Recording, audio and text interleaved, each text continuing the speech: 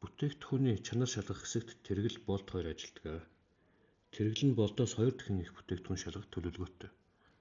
Ажлын цаг дуусахад тэргэл төлөвлөгөөгөө 18%-аар давуулан биелүүлсэн бол болд төлөвлөгөөнөөс 15%-аар бага бүтээгдэхүүн шалгав. Тэгвэл тэр хоёрын нийт төлөвлөсөн төлөвлөгөө хэдэн хувиар биелсэн бэ? Өөрөөр хэлбэл давж биелсэн үү, дутаж биелсэн үү гэж. За тэгэхээр болд X ширхгийг шалгахаар төлөвлөсөн гэж бодох юм бол тэргэл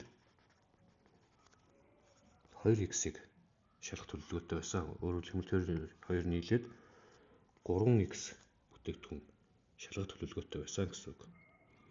За тэгсэн чинь тэргэл болохоор төлөвлөгөөнөөс 18%-аар илүү гэхлээр тэргэл иймийг төлөвлөж байсан. Тэрнээс 18%-аар илүү гэхлээр 2x-ийг үржих нь 100-ны 118 ширхэг бүтээгдэхүүн шалгасан гэсэн үг болох юм байна. Харин болд болохоор төлөвлөгөөнөөс 18%-аар бага. 18%-аар бага гэдэг чинь 100-аас 15%-аар бага. 15%-ыг хасчих юм бол 85% гэж гарч ирнэ. Нийт төлөвлөгөөнийхөө 85%-ыг биелүүлсэн гэсэн үг. Тэгэхээр болд X-ийг төлөвлөсөн байсан. Тэрнийхээ 100%-аас нь 85 ширхгийг нь биелүүлсэн. За энэ нэрийг одоо бид нэмэх ёстой. Тиймүүд энэ нэрийн нийт шалгасан бүтээгдэхүүн гарч ирнэ. За энийг нэмэх юм бол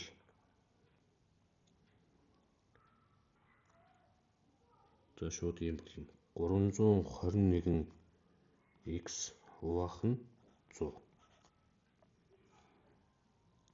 За энэ бол 321% болчих юм байна. X-ийн 321%. Энэ хоёрын нийт төлөвлөсөн бүтээгдэхүүн болохоор 3x байх ёстой.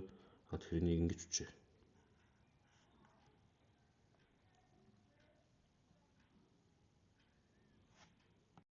Энэ хоёр чинь нийлээд 3x бүтээгдэхүүн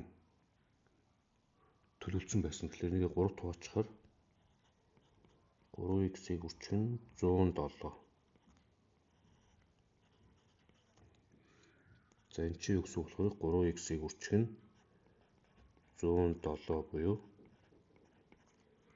107% гүйцэтгэлтэй 7%-аар илүү биелүүлсэн байна.